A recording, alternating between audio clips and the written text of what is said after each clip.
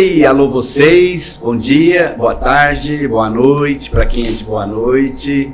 Obrigado pela sua audiência, estar aqui com a gente mais uma vez.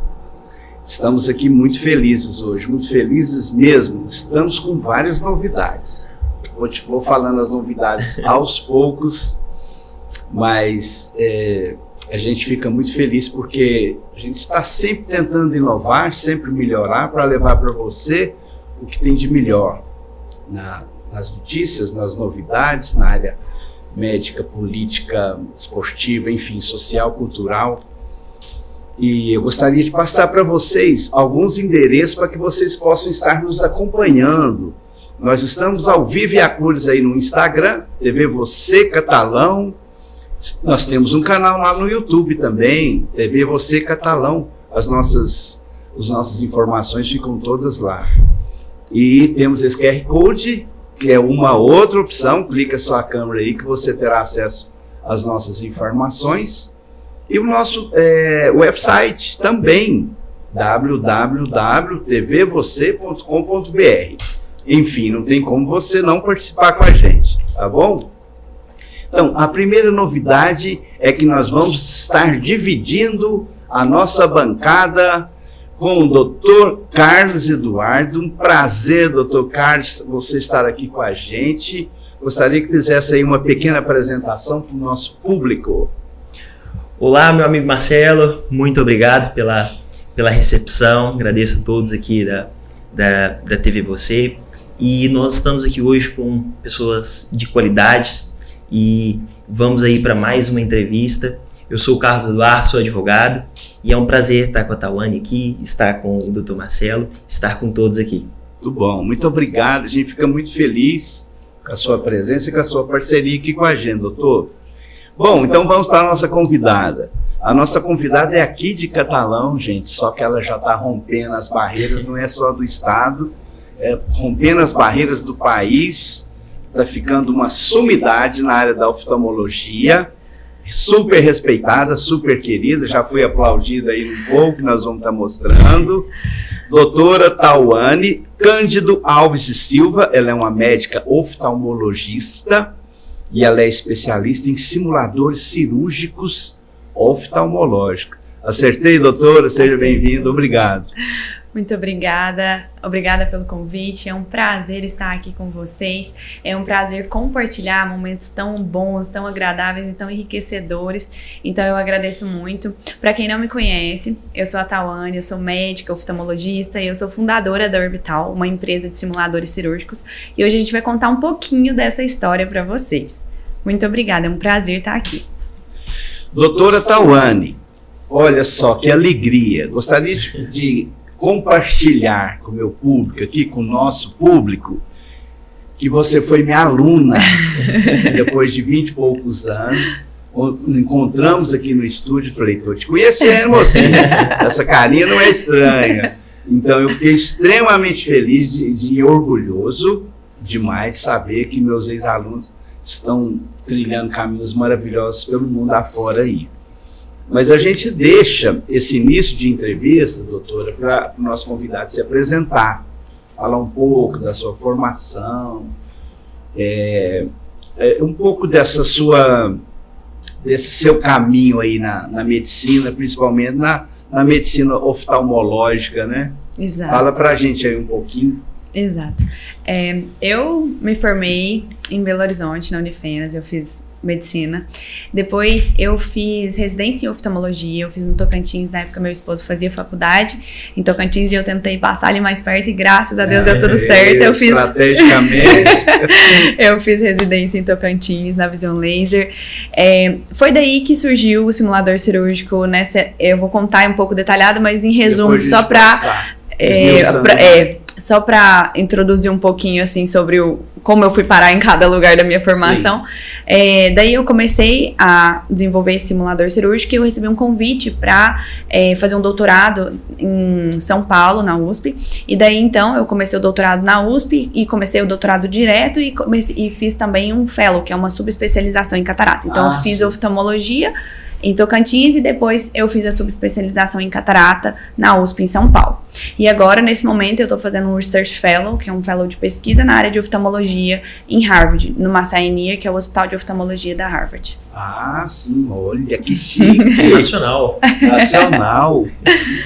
Mas na cidade de Boston. Exatamente, diretamente em Boston, bem frio, lá na pontinha dos Estados Unidos. Deve ser um frio louco ali, hein? É muito louco. A gente chegou a pegar nesse último inverno sensação térmica de menos 25 graus. Pra quem tá acostumado aqui com o Catalão. Meu picolézão humano aqui.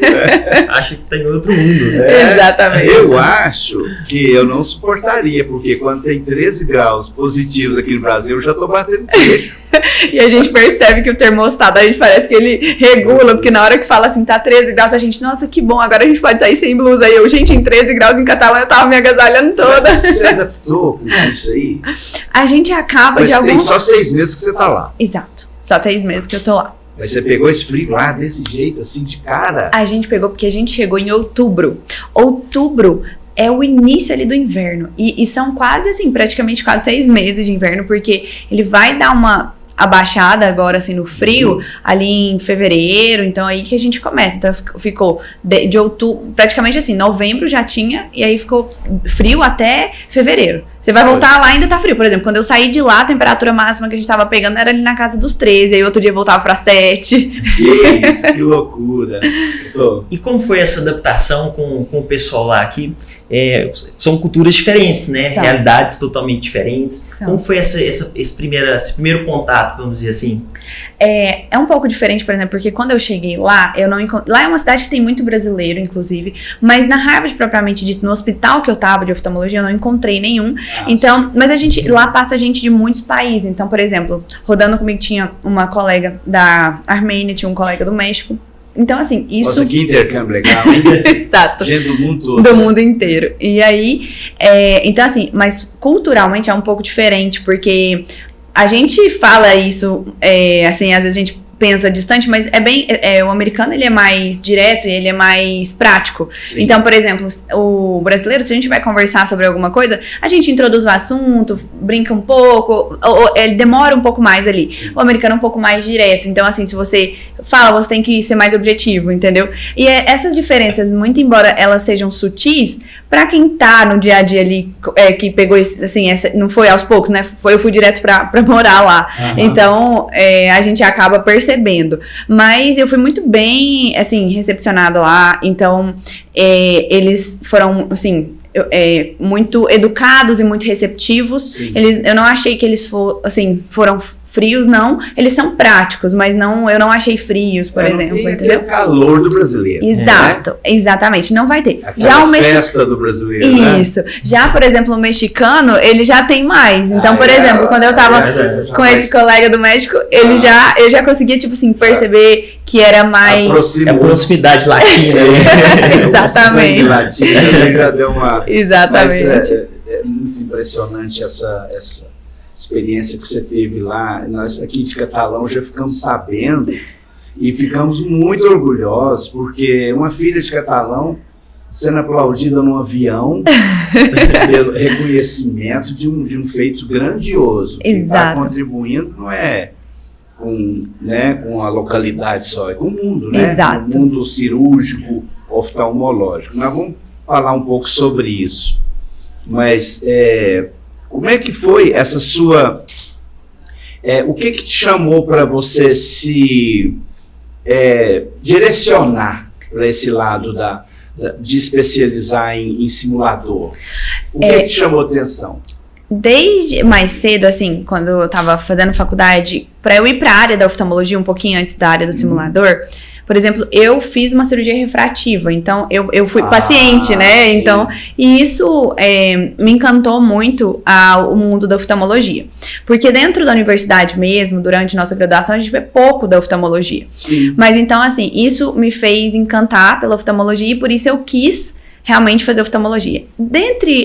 Quando eu já tinha começado, a oftalmologia no Brasil, ela é 3 anos de residência médica. Então, você entra e você estuda 3 anos até que você, né, se torna oftalmologista. E aí, esse é o tempo que a gente tem para aprender toda a área de oftalmologia, que é como se fosse um mundo à parte. E dentro da oftalmologia, a gente tem cirurgias oftalmológicas, porque ela é uma especialidade cirúrgica. E tem, por exemplo, as cirurgias que são mais feitas. A cirurgia hoje que mais feita no mundo todo praticamente é a catarata, porque a catarata, ela faz parte do envelhecimento humano. Então, por exemplo, é igual cabelo branco. Quem viver vai ter. Uns têm mais cabelo branco, outros têm menos. Sim. Então, um às vezes, antes de... Ali tá velhinho, mas enxerga, embora tenha catarata, ainda enxerga. O outro já teve mais catarata e a catarata tá mais madura, ele já não enxerga, ele precisa realmente ali da cirurgia mais precoce. Sim. Então, isso varia um pouco, mas faz parte do envelhecimento natural do olho. Então, a gente aprende essa cirurgia. E essa cirurgia, muito embora... Quando você tem habilidade, você consiga fazer essa cirurgia assim rápida, a gente tá falando rápido ali na casa de 15, 30 minutos. Dependendo da pessoa, se for muito bom, ela faz até em 10. Só que acontece que é uma cirurgia complexa. Sim, e como, A gente opera sobre uma membrana que ela... Sabe o filme plástico de cozinha? Sim. É como se essa membrana fosse 1/3 desse filme plástico, de tão fina que ela é. E se a cirurgia... E se você romper essa membrana durante a cirurgia, você complicou a cirurgia e você tem uma complicação cirúrgica para resolver ali, que muitas vezes não é fácil. E a gente não aprende, não dá tempo, e a gente não tem volume cirúrgico, na grande maioria das residências, e não é só no Brasil, para que você saia com uma mão cirúrgica muito boa. E o que acontece? Quando você não sai com uma mão cirúrgica boa, muitos oftalmologistas vão fazer um fellow, que é uma subespecialização para poder pegar mais experiência. Outros vão acabar indo para a área clínica da oftalmologia. Sim. E não vão operar, não vão fazer cirurgia, muito embora eles desejassem fazer. Então, quando eu tava na residência, eu via aquilo e falava, gente, eu conversava com os colegas, falei, como é que você tá fazendo, como é que você aprende? Em plena pandemia, onde todas as cirurgias eletivas tinham sido suspensas. Então, ainda peguei uma baixa de cirurgia grande, porque as cirurgias oftalmológicas, elas são eletivas. Afinal de contas, não é risco de vida pro paciente, né? Ele precisa enxergar melhor, mas a gente pode fazer cirurgia hoje, pode fazer cirurgia daqui a meses. Sim. Não tem problema. Então, o volume cirúrgico baixou mais, e eu precisava aprender a cirurgia. E assim, muitas vezes na medicina como um todo, a gente aprende, por exemplo, olhando o outro fazer e depois fazendo. Quando é grande a cirurgia dá para 2 entrar, mas no olho não dá, ele é pequeno. Sim. E é assim que a gente aprende muitas vezes. Então a gente aprende fazendo no olho do paciente, com toda a cautela do lado de um preceptor, mas fazendo. E aí já existe aquele risco ali. Exatamente, porque você não tem tanta experiência ainda. Então, isso também me incomodava muito, porque assim, você ir direto pro olho do paciente, né? A gente tem uma responsabilidade muito grande com sem aquilo. Tempo para erro, né? Sem margem de erro. Exatamente. Não pode errar. Exatamente, é a visão de alguém que tá em jogo. E aí, então por conta disso, eu percebi esse problema e assim, testei, porque já existiam alguns simuladores, mas nenhum conseguia trazer aquela realidade que eu precisava, que fosse realmente muito próximo do olho, que tivesse um comportamento muito semelhante das estruturas oculares durante o intraoperatório. Então, por conta disso, eu falei, gente, pois eu vou aprender, nem que eu tiver que inventar meu próprio olho, eu não vou estudar 6 anos, depois mais 3, então eu já estudei 9, ainda saí sem mão cirúrgica, não vai dar, isso não vai acontecer. E aí foi daí que eu comecei a pensar como que eu ia desenvolver um olho, né? Porque você fala assim... Você pensou além, você foi além, né? Você pensou lá na frente. É cabeça de cientista. Não, isso não aí, tem como. Mas pessoa, algo do nada. Pessoa inovadora, né? Vamos inovar. A gente tinha um problema e eu precisava pensar como que eu ia resolver, porque eu não ia estudar aquilo tudo, ainda assim sair sem mão cirúrgica e olhar para os lados e os colegas terem os mesmos problemas e aquilo tá se perdurando. E eu falei, gente, tem que ter uma solução, né? Mas no mundo oftalmológico não tinha alguém que já estava fazendo isso? Tinha. No mundo, assim, nos Estados Unidos, por exemplo, que é alguém que já estava com essa mesma preocupação sua e desenvolvendo ali um protótipo, um simulador, ou não? Isso foi inovador realmente? Não, já existiam simuladores cirúrgicos, já existiam inclusive no Brasil, tinha acho que 1 ou 2. Nos Estados Unidos, que eu conhecia, tinham 2, só que eu havia testado eles. E assim, muito embora eles fossem bons, porque trazia pra gente uma proximidade e permitia simular, ele não conseguia trazer, por exemplo, a catarata, ela tem uns planos de clivagem, tem um formato que ela quebra durante a cirurgia que a gente precisa. Então, ele não conseguia trazer o que eu precisava não conseguia ser tão realista. Então, na verdade, os que tinham no mercado não trazia a realidade que eu precisava para aprender. Então, assim, não preenchia a minha necessidade. Sim. E aí, foi daí que eu falei, eu vou tentar inventar alguma coisa que preencha, porque esse daqui não tá tão real quanto eu preciso. E aí, foi daí que eu comecei a pensar o que poderia me ajudar, porque eu precisava aprender. Então, assim, aí começou daí. Só que o olho tem muitas estruturas e não era tão simples. Eu, por exemplo, em vez de, às vezes, estar em alguns momentos, por exemplo, estudando outras partes, eu tinha que estar estudando a anatomia do olho para eu ver como que as moléculas daquela estrutura, por exemplo, se comportavam para eu poder pensar em algo sintético que simulasse aquilo. Então, por exemplo, eu tinha que estudar, às vezes, nos mínimos detalhes da parte química também. E aí, eu conversava com alguns químicos de empresas, conversava com professores, conversava com farmacêuticos, para tentar, às vezes, me dar um norte para algumas estruturas, porque tinha a córnea, a íris, a catarata, a cápsula anterior e posterior, que são essas estruturas que eu te falei que é muito fininha e que durante a cirurgia elas são muito delicadas. Então, não existia, assim, algo palpável que eu pudesse falar, vou usar isso aqui para fazer isso. Então, eu tinha que começar a pensar em como que eu desenvolvia quimicamente estruturas para eu poder adquirir para poder ter o comportamento que eu precisava que a estrutura tivesse. E aí foi vencendo dia a dia. E depois disso, eu mostrei eu desenvolvi um protótipo primeiro, né? Manual ali, com todas as estruturas feitas à mão. Tinha uma série de limitações, mas ele funcionou. Levei para o centro cirúrgico e mostrei para o meu chefe. E meu chefe falou assim, e eu lembro que a catarata dele era cor de rosa, porque eu precisei, tipo, usar o que eu tinha e, enfim. Aí ele brincou e falou assim, essa vai ser a primeira catarata cor de rosa que eu vou tipo assim, operar, né? Mas era porque eu tinha misturado tanta coisa e tinha no final... Mas você simulou, inclusive, a catarata? Tudo. Aí, porque na verdade o que eu queria era operar a catarata, né? É porque o que pareceu perto dos outros protótipos é que existiam protótipos do olho, né? Mas não do olho simulando o realismo com a catarata, né? Então acho que isso que foi o que trouxe a inovação.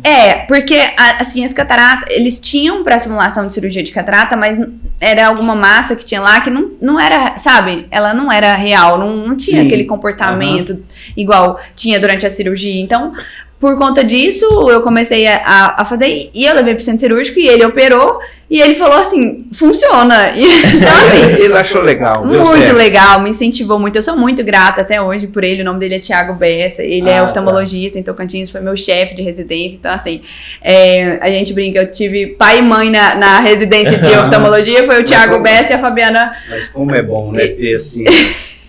dar esse impulso, né, Exato, então assim, e eles viram aquilo com muito bons olhos e me incentivaram, sabe? Então, por exemplo, ele falou assim, funciona, tipo, tem melhorias pra fazer, com certeza, porque era o primeiro protótipo, mas funciona, então a essência daquilo tá ok, vamos... E aí foi daí que eu comecei a fazer o protótipo. Então, por exemplo, eu fazia melhorias e eu voltava no outro dia pro centro cirúrgico e eu pedia pra ele testar. Por quê? Porque pra eu falar assim, tá 100%, eu precisava de alguém que tivesse mais experiência em mão cirúrgica do que eu, porque eu tava começando. Sim. Então, por exemplo, se alguém que tem muita mão cirúrgica, é muito bom, falar pra mim, tá ok, tá muito bom, tipo, muito parecido, eu tô no caminho certo. Eu já operava o paciente, só que eu operava devagar, porque eu tava começando. Então, por exemplo, eu tinha noção, já fazia cirurgia de catarata. Então, eu tinha noção do que era uma catarata real, né? Porque eu já fazia, só que fazia com muita cautela. Então, e aí foi nisso que a gente foi desenvolvendo. E aí eu mostrei pra um grande amigo meu, Rafael Scherer, e ele falou assim, poxa, tá, você me falou que inventou um olho, mas você não falou que o olho funcionava tão bem. Eu falei, mas se ele não funcionasse, ele não ia adiantar porque eu precisava. E aí ele falou assim, posso mostrar pra um professor? E aí foi na época que a gente... Isso no Brasil? Isso no Brasil. Sim. E aí e eu falei, sim, claro, e aí ele mostrou, na época era o professor, era o orientador do doutorado dele, que é o Dr. Newton Cara, atualmente o meu orientador do doutorado. E aí o Dr. Newton viu aquilo com muito bons olhos e falou assim, olha, não tem um projeto desse... Literalmente com bons olhos. Exatamente. E aí, não tem um projeto desse a nível Brasil. Os que tem são poucos no mundo. Olha, que Vamos tornar isso um projeto de um doutorado, porque isso dá uma pesquisa muito boa e é muito, assim, algo muito inovador. E aí foi daí que me veio o convite. Necessário demais, né? E necessário, porque demais. O intuito é que faça a diferença. Você não vai treinar no olho da pessoa, né? Gente! Você vai treinar no simulador. Só pra perguntar, você quer um médico que treinou muito o simulador antes de ir pro seu ou não? Então isso faz total diferença, né? Gente, mas que história! E aí foi daí... Pode prosseguir. Tá boa, a história tá muito boa, emocionante. E aí foi aí que eu comecei então a fazer um doutorado direto na USP. E aí eu tava no final da minha residência no R3, então eu lembro de pedir os meus preceptores licença pra, tipo, condensar minhas atividades, pra dar tempo de eu conseguir ir pra São Paulo pra fazer as matérias do doutorado e voltar, porque eu tava no último ano de residência. E aí, foi daí que começou. E aí, então, para facilitar também, por exemplo, a logística, porque eu já estava distante, né, de São Paulo, Tocantins. São Paulo é uma ponte aérea aí significativa. E aí, então, foi daí que a gente planejou, por exemplo, fazer, então, o fellow, que é a subespecialização em catarata na USP também, porque aí, pelo menos, eu ficava com os dois na USP, e quando desse choque de horário, pelo menos eu tava na mesma instituição, então não ia ser muito difícil, né, aquilo, porque na hora que tivesse aula do doutorado e tivesse alguma atividade do fellow, eu podia conversar com o chefe do fellow, explicar que eu estaria na outra atividade, então daria certo. E assim, deu certo, fui muito bem recebida, fiz muitas amizades, e assim, os preceptores, por exemplo, da USP são maravilhosos, né, e aí foi daí que então eu continuei fazendo o doutorado e fazendo o fellow. E aí, mais ou menos nesse mesmo período que o Rafael conversou com o Dr. Newton, que foi que me convidou, já estava voltando da pandemia, então começou a ter os congressos novamente presenciais, porque até então o congresso do ano anterior tinha sido online. E aí eles precisavam porque você lá faz como se fosse hands-on, que as empresas levam os equipamentos e você faz cirurgia. E geralmente eles faziam, por exemplo, no olho de porco, mas a gente tem uma série de problemas com o olho de porco. Por quê? Não é exatamente igual ao olho humano. Além de não ser exatamente igual ao olho humano, que isso é muito importante, né? Quando o porco é abatido, por exemplo, ele não tem catarata, você tenta aquecer aquele olho, muitas vezes ele estoura, ou ele faz uma catarata mole que não, aí chega no mesmo problema, não é igual. Tem que ter a consistência. Exato. E ele, por exemplo, quando você utiliza um equipamento num olho de porco, por mais que você esterilize o equipamento, você não pode utilizar em olho humano. Então você inativa, assim, para uso em olho humano aquele equipamento. Ele tem que ficar só para treinamento. É um equipamento caro, na faixa aí de 300, 500 mil reais. Então a gente não vai bom equipamento. Caríssimo. Sim, a gente encontra mais baratos, mas assim, os bons estão nessa faixa, pelo menos. E aí a gente, então, não vai dispor, por exemplo, na minha residência não tinha como dispor de um equipamento exclusivo para treinar em olho de porco, porque é cara a estrutura para você montar. E não tem a mesma proximidade de um ano, né? É verdade. Então, por exemplo, mas assim, era o que tinha, então o pessoal, né, ia fazendo com aquilo, então nos congressos, eles estavam assim, sedentos por alguma coisa que pudesse ser utilizada ali no lugar do olho de porco, porque a logística do olho de porco também é muito complexa. Em 2 dias a córnea fica totalmente opaca. Então assim, você tem uma série de limitações, além de não ter uma proximidade muito grande ali na catarata em si com o olho humano, a gente tinha tudo isso. Então eles estavam procurando alguma coisa e foi aí que entrou o orbital também, então a gente levou aquilo para o congresso. E eu lembro que foi cedido pra gente um stand na área de startup pra gente poder mostrar aquilo. Legal. E na época eu só tinha protótipos e os protótipos eram caros pra fazer, então o congresso teve que me ajudar pra eu levar aquilo tudo pro congresso usar, né, pra ter assim, ali a sessão de hands-on com os médicos, que a gente chama de white lab. E aí, então assim, eles gostaram muito, a gente estava expondo isso, só que eu só tinha protótipos e já tinha pessoa querendo comprar, tinha instituições querendo comprar, mas eram protótipos, só eu conseguia montar, porque ele era difícil de montar. Até então não tinha uma licença para você vender ou para poder comercializar. Não, e na época eu tava escrevendo a patente, porque, por exemplo, com isso tudo, a patente ela era cara para eu pagar o escritório, eu tive que aprender como eu escrevia a patente sozinha. E a gente sentou eu e meu esposo para escrever, engenheiro. Né, o desafio da criação do simulador. Ainda correu pro jurídico. Recorrer pro jurídico. Né? Exatamente. Eu lembro bem de ler outras patentes assim para entender a linguagem que era usada e de pedir meu esposo para sentar e falar, olha, essa linguagem muito técnica, não é comigo, você da engenharia vai me ajudar aqui. E durante o desenvolvimento todo também, ele me ajudou e assim, tem uma pessoa ímpar nisso tudo, que moveu, eu digo assim, céus e terras para que isso não parasse, porque nos momentos que eu tava muito cansada e nos momentos que eu por exemplo, que você começa a desenvolver, você se esbarra em muitas dificuldades. Imagina. E aí, então, por exemplo, eu vinha pra casa, meu pai falava assim, e aí, cadê o olhinho, Tawane? Cadê o olhinho? Eu falei, pai, tô cansada, tem isso aqui que eu não consigo fazer. Ele, senta aqui, vou te ajudar. Então, ele começava a pensar em como ele me ajudava a desenvolver as estruturas, porque nem tudo eu dava conta sozinho. Sim. E para esse primeiro congresso que a gente foi levar, por exemplo, foi expor e foi utilizar os protótipos. Nesse congresso, eu recebi o convite, estava acho que 1 mês e meio antes do congresso, e eu tinha falado, pai, eu não vou aceitar. Ele falou, claro que vai, porque você não vai? Eu falei, pai, eu levo uma tarde inteira para conseguir fazer 1, 2 cataratas, como é que eu vou fazer 500? Como é que eu vou fazer que seja 100? Sim. Aí ele falou assim, pois a gente vai dar um jeito, e nem que eu tiver que inventar uma máquina, a gente vai fazer. Olha... E ele começou... A invenção já vem... Gente... Não, e esse estímulo foi legal, foi importante demais, né? Totalmente, porque ele inventou a máquina que a gente conseguiu fazer as primeiras cataratas. Se não fosse isso, não teria levado para o congresso. Sim. E ele estava daqui de Catalão, me ajudando me ajudando a desenvolver enquanto eu de lá, de Tocantins, e muitas vezes eu vinha para cá, mas nem em todo momento a gente estava junto.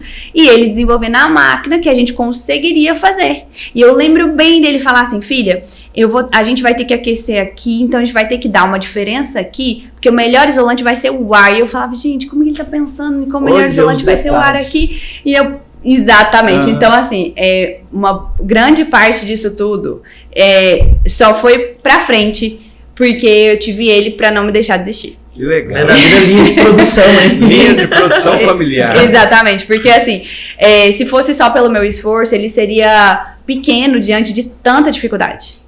Sim. Então, por conta disso, então a gente levou e ele junto o tempo inteiro no time, nos congressos, vibrando. Ele aprendeu a mostrar o olho pra todo mundo e falava de cada estrutura. E no início ele falava córnea, era íris, e aí ele não lembrava. E depois cada avanço era uma felicidade. E depois ele aprendeu todas. Hoje você fala pra ele todas as estruturas do olho, ele sabe. Todas. Claro. E aí a gente tinha nessa época, então, pessoas, instituições querendo comprar, só que a gente não tinha como fornecer, porque era um protótipo, eles não dariam conta de usar, porque ele era difícil, né, de montar. Então não era algo simples ali. E caros, porque eram protótipos. Claro. E aí, então, foi daí que exatamente ele falou assim, Tawane, agora a gente vai produzir aquilo em escala. Daí eu falava assim, quem vai produzir? Aí ele, a indústria. Mas por que a indústria vai querer produzir o meu produto? Ela produz o dela. Ela falou, filha, eu vou te ajudar. Tipo assim, ela só tá entendendo de medicina, não de uma linha de produção aqui. Deixa comigo essa parte. Exato. E aí, foi daí que então a gente começou a desenvolver os primeiros moldes industriais, e isso era caro. E como eu tava na residência, o meu esposo tava na faculdade, a gente não tinha recurso para poder começar. Então, quem teve a primeira injeção de recurso financeiro ali para bancar aquilo tudo, inclusive, foi ele também. Olha, que legal. Então, assim, quando eu vi ele apostar naquilo, às vezes eu falava, gente, eu preciso conseguir ter fôlego para isso tudo, porque às vezes eu vejo ele, tipo, acreditando mais, inclusive, às vezes, do que... porque eu conseguia ver o tamanho do problema que tava, mas ele conseguia ver o problema e a solução. Então, a visão dele era maior do que a minha, né? Isso que é legal. E foi, então, um trabalho em conjunto ali. E aí, então, a gente desenvolveu os primeiros moldes industriais, que são maquinários que produzem as peças. E aí, a gente terceirizou ali a produção das primeiras peças. E depois, então, eu sentei com o projetista e falava pra ele assim, eu preciso que essa estrutura seja assim, assim, assim. Ele falava assim, a máquina não dá conta de produzir, isso aqui é muito fino, não dá pra mim. Eu só falei, não dá porque o olho é assim. E ele, não vai dar certo. Eu falava, deixa eu te falar, se eu tivesse parado no primeiro não vai dar certo, eu não tinha nem chegado até aqui. Vai dar certo. Tawane, você tem certeza? Eu falei, eu tenho certeza, não tem como, a gente não tem outra solução, a solução é essa por hora, então a gente vai fazer dar certo. E aí a gente fez as peças do olho, e depois pra montar aquelas peças não foram fáceis, pra colar aquilo também não era fácil. Nossa. Mas permitiu. Cada produto no seu devido lugar. E não podia, né, misturar nada com nada. Exatamente. E aí, então a gente fez os primeiros olhos ali, levou. E aí, eu digo os primeiros olhos com maquinário industrial já, né? Depois que a gente foi pro congresso e definiu que a gente realmente ia fazer aquilo pra venda. Por quê? Porque aquilo, as pessoas estavam ávidas por aquilo. E quando a gente foi, a gente percebeu que não era só os residentes. Por exemplo, tinham muitos médicos que tinham desejo de operar e não operava. Por quê? Porque saiu da residência, não tinha mão cirúrgica, foi pra área clínica, já tinha outras despesas. Não tinha como ele voltar a estudar mais tempo, dedicar, parar a vida toda para aquilo, para ele conseguir ter mão cirúrgica para ele ir para aquela área. Então ele ia pra área clínica ou para outras áreas da oftalmologia, né? Para outras sub-áreas, mas tinha desejo de operar, às vezes, aquele tipo de cirurgia. E fora isso, por exemplo, as empresas que vendem o equipamento, elas precisam mostrar para o médico o equipamento funcionando aonde? No olho. Então elas também estavam ávidas por aquilo.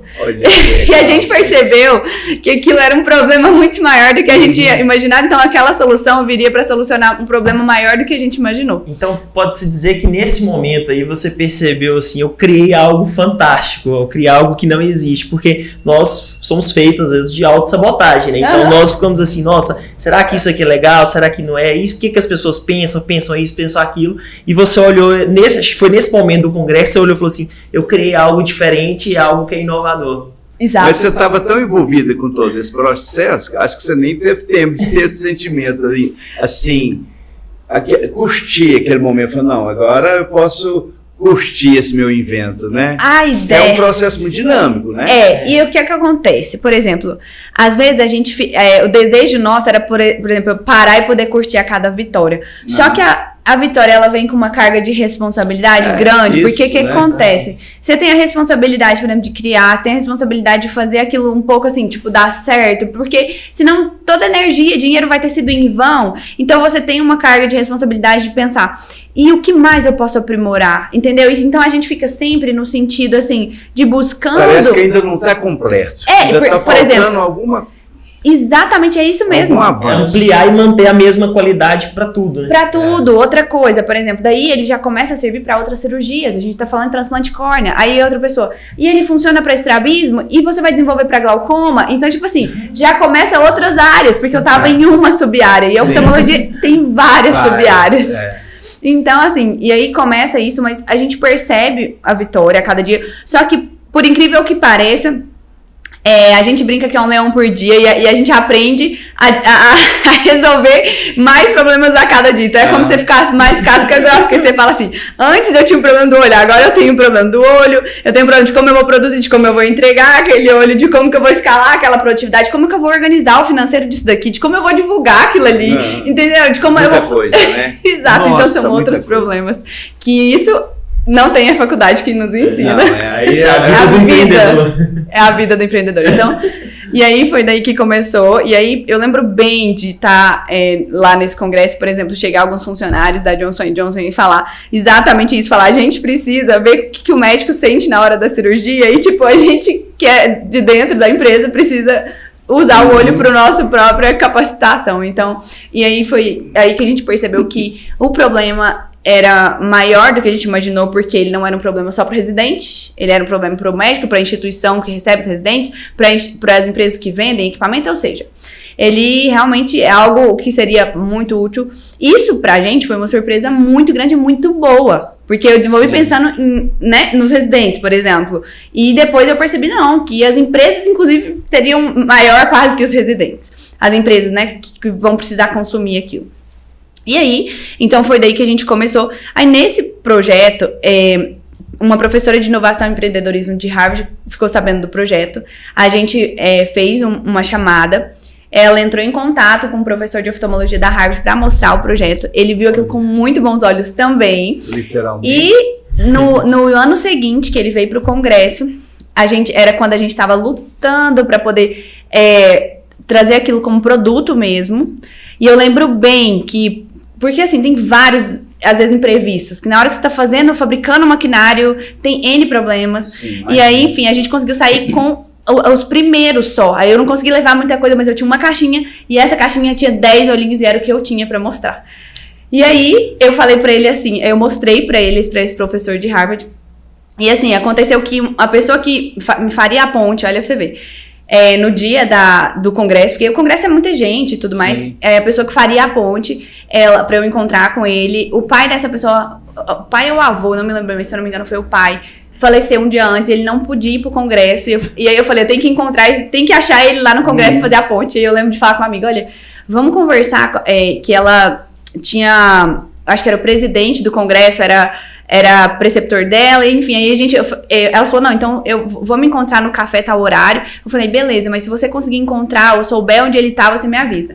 Eu lembro bem essa minha amiga, a Jéssica, e ela olhou assim no canto do slide, ela olhou Roberto Pineda, ela falou assim, ele tá aqui nessa sala, e seu orientador de doutorado tá do lado, pode vir aqui.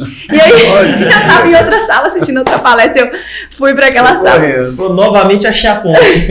Exatamente. E aí eu olhei pra ela, tinha uma multidão de gente, você não quer ir lá, né? Eu falei, não, pois você vai, eu vou com você. Aí eu cheguei no orientador, no final da palestra, eu falei pra ele, me apresenta, porque na verdade a gente já me conhecia, só que, né, tinha sido por vídeo e tudo mais.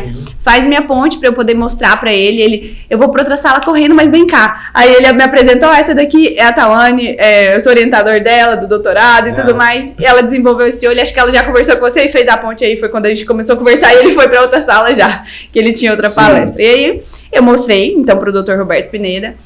Foi uma coisa rápida. Foi rápido, eu mostrei pra ele, mas aí a gente combinou, por exemplo, ele já tinha visto por vídeo as primeiras pecinhas, mas o olho inteiro, assim, eu tinha mostrado o vídeo dele funcionando, né, pra ele também, que era o protótipo funcionando, mas o produto mesmo, ele tinha visto pela primeira vez ele em mãos, que eu tava com ele em loco, tinha naquele momento mesmo. E aí ele falou assim, nossa, que bacana, e perguntou se podia levar pra testar, eu falei que sim, mas que se ele podia ter um tempinho pra ele testar lá. E aí, desses 10, tinham 2 modelos de olhos, eu lembro bem. E ele tinha reservado ali, acho que era tipo 15 minutos, porque o tempo dele era muito corrido. E no outro dia, então a gente combinou, eu reservei os maquinários que precisava pra ele poder fazer a cirurgia. E ele ficou 1h30. E ele operou 4 modelos. Olha! Então ele foi gostando. Gostando, e o feedback dele é melhor do que todos que já existem. Então, assim, dentre muitas sugestões. Aí, só hora que a gente falou isso... chegamos lá, né? Exatamente. Chegamos lá. Nós temos imagens, doutora. E quando você vai ilustrando, a gente vai ilustrando e você vai falando. Pode ser? Claro. Então vamos iniciar com essa imagem ali, ó. Essa daí é do orbital. É orbital. Exato, esse rostinho aí.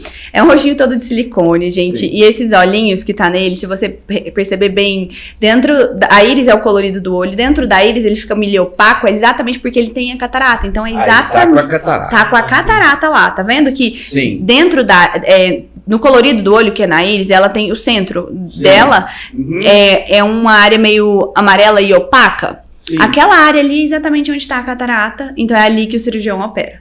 Aí ele coloca aquela face e ele opera, e tem os olhinhos que ele pode trocar. Então terminou de fazer a cirurgia, ele tira aquele olhinho da face e substitui. Exato. Ali, ó, tá vendo? Que vem do lado. Ali já dá pra ver que tem realmente o olhinho que dá pra trocar. Sobressalentes ali. Isso, então ali tem o rostinho, tá sem o olhinho porque você pode pegar o olho e pôr, e tem um olho maior, que é aquele grandão, que tá ali na parte de baixo. Sim. Aquele grandão, ele é um segundo tipo que você troca os refis. Então, tá vendo as cartelas que tem lá, um amarelinho e tem verde? Aquilo você troca a catarata e a córnea, a íris daquele olho, daquele olho maior. E aquele olho maior você acopla direto na bandeja. Pra que as variações? Porque aquele lá é como se eu desse um zoom um pouquinho no olho, pra quem tá começando, pra quem tá ali. Sim. Então a gente tem você pode graduar. Proximidade ali também, né? Exatamente. E ali você tem a percepção da catarata em vários focos. Isso. Por quê? Porque quem tá começando às vezes precisa um pouco mais de, né? Você enxergar melhor aquilo, um pouco maior, as estruturas vão ajudar. Então é pra isso. E a gente tem, tipo, você tá vendo que é um olhinho, parece vermelho ali, perto do olhão grande? Sim. Então, os 2 olhinhos que tá do lado dele também, ele é o que a gente chama de olho afásico. É como se a cirurgia tivesse complicado e rompido aquela membrana, pro médico saber o que ele vai fazer pra resolver o problema, caso o problema aconteça. Ou, por exemplo, o paciente às vezes teve um trauma, então já vem rompido ali, ele vai ter que fazer um implante secundário, um implante escleral daquela lente intraocular. Já prevê uma concausa. Exato, é pra gente treinar também as complicações cirúrgicas, porque, olha só, já é difícil treinar a cirurgia, que dirá treinar a complicação cirúrgica, a resolver aquela complicação no paciente, né? Então, já vem pra poder a pessoa treinar. Então, olha lá, tá vendo aqueles olhinhos vermelhinhos lá? Sim, lá em cima, isso, né? Aquele lá é um olhinho afásico, quer dizer que ele não tem catarata e não tem lente intraocular, e não tem o saco capsular onde a lente repousa, justamente pra ele poder aprender o que ele vai fazer diante de uma complicação cirúrgica. Olha só, nossa, foi levado tudo em consideração ali. Foi. Que legal. E foi nessa do Dr. Roberto Pineda ter experimentado lá no congresso que me veio depois um convite para ir para a primeira vez para o corpo docente de oftalmologia de Harvard conhecer o protótipo, protótipo não, que já era um produto, né? Mas para conhecer os olhos do orbital pela primeira vez, foi daí que eu recebi um convite. Mas como é que foi parar essa notícia lá? Um amigo meu conhecia uma professora de inovação e empreendedorismo da Harvard, comentou sobre o projeto e ela se interessou e fez uma ponte com um professor de oftalmologia de lá que viu aquilo com muito bons olhos. Então, primeiro soube uma professora de inovação e empreendedorismo da Harvard e depois soube oftalmologista, que hoje que legal. é meu mentor. E só fazendo um adendo, eu acho que achei engraçado o nome, né? Orbital. Vem de Tawane. Esse nome, assim como o meu nome, quem escolheu foi meu pai, o nome também, porque ele falava assim, precisava ser um olho da Tawane. É orbital com U, não com L. Exatamente, a referência é da Tawane, né? É da Tawane. E a órbita faz menção à órbita, que é a órbita do olho. Sim. E o tal faz menção ao meu nome. Então, fez... Não, bem pensado. E aí, vamos ver o vídeo do avião? Esse vídeo, inclusive, quando eu recebi o convite para ir para Harvard, eu estava indo a primeira vez para os Estados Unidos. Então, é aí que... Pode continuar a história aí. Explica o contexto desse vídeo.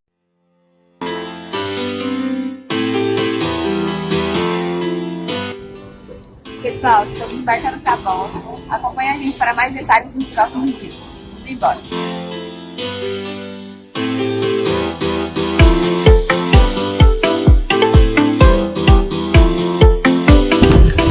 Doutora, pra onde vamos? A gente tá indo pra Harvard. Uhul! Partiu! A aventura começa agora. Gente, a gente tá aqui no voo da Latam, indo pra Boston. E a gente combinou com a Latam de fazer uma homenagem para a Tawane. E eu pedi pra acordar ela agora. E a Glória, que é chefe de cabine no voo, vai ajudar a gente nessa missão. E eu vou gravar e mostrar pra vocês depois. Boa noite, membros da Associação Por Favor. Hoje gostaríamos de compartilhar algo muito especial com vocês. Está nesse voo a médica oftalmologista doutora Tawane Silva, desenvolvedora de um olho sintético usado para simulação cirúrgica de catarata. A doutora Tawane foi convidada para apresentar seu protótipo em Harvard e é motivo de muita alegria e orgulho poder levar o nome de uma brasileira para a maior e melhor universidade do planeta. Esse projeto é uma revolução na cirurgia oftalmológica e vai ajudar milhares de pessoas a ter suas visões restauradas através do... É minha amiga, gente! cirurgiões que escolherem a oftalmologia como sua especialidade. Doutora Tawane, todas as pessoas aqui presentes agora também fazem parte desse lindo projeto. E todos nós te desejamos muito sucesso. Parabéns! Parabéns, tchau!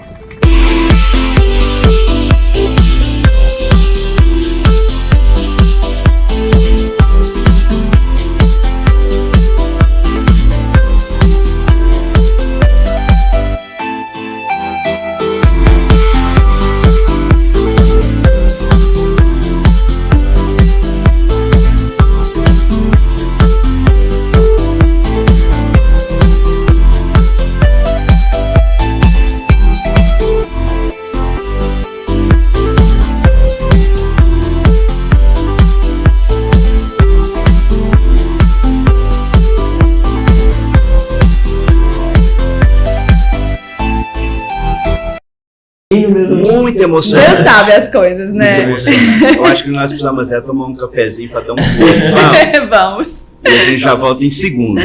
Vamos.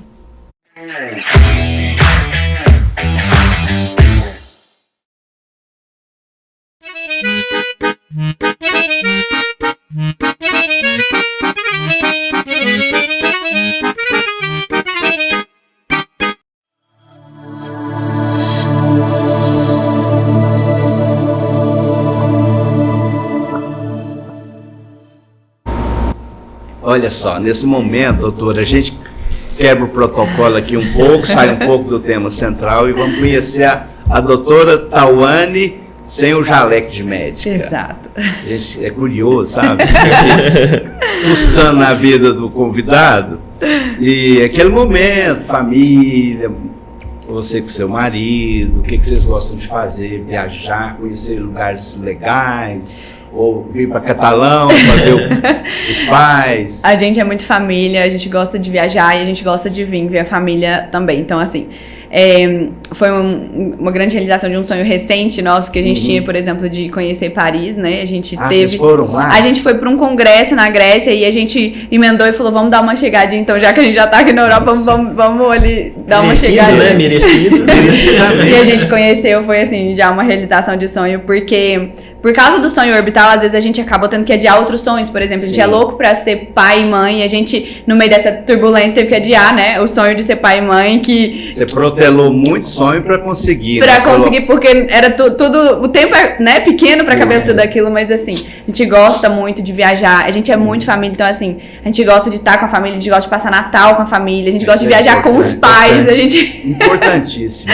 Então, uma das coisas que eu gosto de fazer fora o jaleco é realmente estar com a família, sabe? E você tem bichinho de estimação e você toca algum instrumento musical? Eu tenho bichinho de estimação, gente, eu tenho a Nina no meu Instagram. Nina é o quê? Gato ou cachorro? A Nina é um shih tzu, é uma shih tzu. Ah, tá. E olha só, ela tem 13 anos. 13? Ela fez a faculdade toda comigo.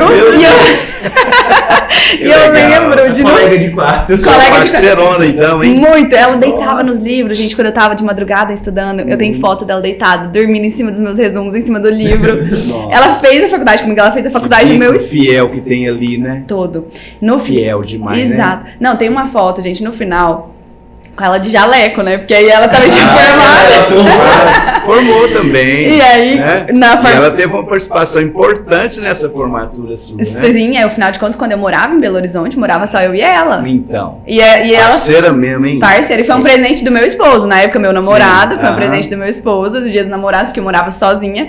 E eu sempre gostei muito de cachorro, né? A gente sempre teve. E aí, eu ganhei ela, então assim... E uma persona pra você conversar, você dividir dificuldades. Era ela que de vez em quando eu tinha que explicar, sabe? Aprender na matéria ali, eu vou ter que explicar pra alguém, pra você mesmo. Vai me ouvir. Legal. E o instrumento musical? O instrumento, eu tentei aprender violão, aprendi um pouco, mas bem pouco. Mas uma das paixões, inclusive, que me fez, assim, que eu gostei muito do meu esposo foi exatamente o fato dele tocar. Mas eu não... Ele toca violão, ele gosta muito, ele toca contrabaixo também. E aí, assim, mas eu aprendi bem pouquinho ali, porque eu não dedicava muito tempo, entendeu? Mas você faz uma parceriazinha com ele? Assim, quase nada, só mesmo, mas ouvindo ele. Contrabaixo ali, fazendo só uma marcação ali. Eu acho que eu não devo conseguir tocar mais nada hoje. Ali familiar. Eu amo o som do violão, então você toca. Exatamente, porque eu comecei, gente, acho que eu tentava dedilhar uma música e olha lá, e eu não consegui ir muito pra frente. Então o instrumento não é muito meu forte, muito embora eu seja apaixonada pelo violão, sabe? Eu adoro o som do violão, então isso me fez encantar também. Uma das coisas que eu gostava nele era o fato dele tocar violão. A gente tem um quadro aqui que chama Bate e Rebate, então a gente até pergunta sobre hobby, livros. Então, aí nós vamos fazendo aqui um ping-pong e a gente vai querendo saber dos seus... Meu celular aqui interrompendo. Vamos começar com um livro? Vamos.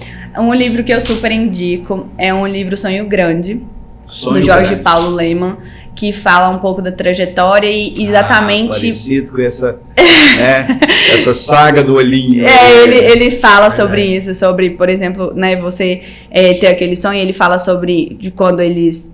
que eles são 3 no livro, né, são 3 sócios, então é um livro que eu super indico e gosto muito. Um filme? Um filme, Mãos Talentosas. É um filme que fala sobre a história de um médico. Ele tem na Netflix. Era de família. Eu acho que tem na Netflix. Eu tenho quase certeza que tem mesmo. Não é? Ele era de família humilde, é americano, de família humilde, negro, e ele tem um sonho de ser médico e ele se torna um neurocirurgião de muito sucesso. E a mãe dele, que na época era faxineira, foi faxinar a casa de um professor, e ela entrou na biblioteca e viu assim, mas esse tanto de livro? Aí eu já li quase todos. E quando ela chega em casa, os filhos estavam assistindo TV, e ela desliga a TV e fala, todo mundo vai ler livro. E ela, por aprender com o professor que ela faxinava na casa dele, ela ensinou, ela falou assim, porque se vocês estudarem, amanhã serão vocês na TV, e não vocês aqui sentados assistindo alguém. E colocava eles pra estudar. E naquela época, assim, ela nem saber como, ela foi condicionando, porque ela aprendia a importância daquilo. Então ela, assim, fez... totalmente o que ela não tinha aprendido, né? Ela fez assim, aprendendo com ele. E foi um divisor de água na vida dos filhos. E um deles, que é o protagonista do filme, ele se torna um neurocirurgião de muito sucesso e é baseado em fatos reais. Olha, que legal. Já vou fuçar lá pra ver se eu acho só fazendo um adendo. Repete o nome do Mãos filme. Talentosas. Mãos Talentosas. Exato. E só fazendo um adendo, ele dentro do mundo da medicina, ele tem essa importância na separação, pioneiro na separação de gêmeos siameses. Olha, que legal. Exatamente. Filmaça, hein? Filmaço. Filmaço. Conhece, isso é bom. Vale a pena conferir, né? Isso. Um hobby ou um esporte? Eu gosto muito de jogar tênis. Tênis? Muito. Você é boa no tênis? Assim, eu não sei se eu sou boa hoje, né? Porque afinal de contas, um arroz com feijão tá saindo bem, mas eu gosto. Eu gosto muito. Por exemplo, no tempo que eu morei em Ribeirão Preto, que eu, logo depois que eu me formei, eu fui pra lá, eu gostava, praticava aula. E assim, hoje eu já vim pro Brasil, uma das coisas que eu vou levar de volta é minha raquete. Porque lá eu quero praticar. Você já participou de algum torneio, de alguma competição? De tênis não, só de tênis? xadrez, mas de tênis não. Eu também gosto de jogar xadrez. Que legal. Fui pro torneio de xadrez quando eu era jovem na escola. Depois, um pouco depois do objetivo, eu fui pro ângulo. E no ângulo eu lembro que tinha um professor de xadrez. Isso. E aí foi daí que a gente foi pro primeiro campeonato de xadrez. Olha que importante. É uma coisa que eu gosto também. O xadrez, ele mexe um pouco ali, né? Exato. E você sabe que o melhor é... estratégias, né? Raciocínio fica... Raciocínio estratégico, né? Exato. O melhor adversário no xadrez pra você treinar é você mesmo, porque você conhece a estratégia do outro, sabe? É verdade. Eu lembro de treinar sozinha ali. Uma cidade. Gente, Catalão. Tá no coração da gente. Viver aqui é bom demais. É bom né? demais. E o fato, por exemplo, de eu e meu esposo sermos daqui é muito bom, porque toda vez que a gente, por exemplo, vamos pra casa, qual que é a nossa casa? É Catalão. Catalão. E detalhe, isso tudo que a gente tá falando, todos esses protótipos, tudo isso, adivinha onde é? Todos esses doces que hoje são produtos e que a gente manda pra fora do Brasil em vários países, já foi hoje pra 11 países. Adivinha onde eles são produzidos? Em Catalão. Sério? Olha, que orgulho, que privilégio, hein? As minhas filhas chegaram do Rio ontem. E acho que você deve até conhecer. Aí elas falaram, eu falei, e aí, como é que foi a viagem? Porque Rio de Janeiro é maravilhoso, né? Pai, é maravilhoso, é lindo. Mas voltar pra casa é melhor. A sensação de voltar pra casa, gente, é a sensação de voltar. Né? Porque eles falam que quando a gente viaja é dois amores, né? A hora que você sai é a hora que você volta. Porque você sai empolgado com a viagem e tudo. E na hora que você volta pra casa é a sua casa. Então, assim. É casa da gente. A sensação você escola um pouco da sua realidade e depois volta. Exato. Então, assim, eu entendo seus filhos, porque a sensação de voltar pra casa é boa mesmo, muito boa. Eu perguntei do ídolo? Não, né? Não, um ídolo que eu tenho, assim, que me inspira. Uma pessoa que você respeita profundamente. Muito. Pode ser um ídolo, uma referência para você. É, uma pessoa que eu respeito muito e que me serve muito de exemplo como ídolo é exatamente meu mentor, o Dr. Roberto Pineda, em Harvard. Sim. Porque ele tem um coração, assim, gigante, por exemplo. Isso é importantíssimo, né? Ele se importa. Por que me fez tanta diferença e me fez tanta vontade de fazer isso tudo? Porque isso faria diferença na vida das outras pessoas. Então, sim, mais do que fazer diferença na minha, quando você pode fazer diferença na dos outros. E ele leva isso, gente. Por exemplo, ele vai para outros países que são pobres, que precisa de, tipo assim, você ensinar outros médicos. Ele compartilha o conhecimento. Ele compartilha. Gente, ele não é egoísta, né, Bill? Não, ele em 6 meses, reparte. Ele viajou para 4 países em 6 meses em missão médica. Oh, que legal, então, assim, hein? E ele vai para ensinar outros cirurgiões. Entendeu? Então, é onde não tem estrutura, é onde não tem. Sim. E você precisa do médico, você precisa capacitar aquele médico para que ele opere outros pacientes. Então, ele vai. Então, assim, isso é muito bonito. Porque aquela atitude humanista mesmo, isso, né? Porque, às vezes, eles, assim, tem pessoas que elas são muito importantes, às vezes ela vive muito no mundo dela, né? Um mundo, sim, ali, às vezes, de muito respeito, mas um mundo de muita tecnologia, às vezes não tem uma oportunidade de compartilhar aquele conhecimento, sim, com quem tá, às vezes, lá do outro lado, na outra ponta. Então, assim, isso pra mim serve de muito exemplo, porque, no fundo, algo a mais que motiva a gente. E aí eu vejo, por exemplo, essa motivação, então, como pessoa, como ser humano e como profissional. É alguém que eu tenho, assim, como ídolo. Não, e além de tudo, você está disposto a sair do seu local para também aprender. Sair da zona de conforto. Da sua zona de conforto. Para compartilhar os seus conhecimentos, né? Exato, para melhorar o mundo, né? Exato. Assim, visão humanista mesmo. É um sonho. Um sonho é que hoje o Orbital está em 11 países, mas um sonho é que ele possa estar no mundo inteiro. E não porque ele possa só estar. Ele precisa fazer a diferença na vida de quem ele pertence. Então, por exemplo, mesmo quando alguém adquire o kit nosso e tudo, eu falo, o que é mais importante não é o fato de você adquirir, é o fato de você usar. Porque se você usa, aquilo pode ser um diferencial na sua vida. Sim, claro. Então, o que eu mais quero e o propósito que ele tem, assim, existe questões comerciais que precisam, porque ele é um produto, mas ele não pode ser um produto vazio. Então, Sim. ele precisa ter um propósito. Significado, né? E esse é o propósito. Então, o propósito é que ele possa fazer diferença na vida de quem tem, na vida de quem usou para aprender a cirurgia e na vida de quem aquela pessoa vai operar futuramente, que são os pacientes. Então, isso é o que mais motiva a gente e esse é o meu maior sonho. É um bom sonho. E crescer com propósito. Com propósito e não vazio. E para encerrar, uma saudade. A saudade do tempo que eu não precisava ir embora. Muita, né? Saudade do tempo que eu tava aqui e que aqui era onde eu poderia ficar e que eu não tinha que pensar sobre os problemas do amanhã. Então, tipo assim, saudade dessa infância que eu não precisava ir. A responsabilidade pesou, né? Pesou. A vida adulta, ela é pesada, né?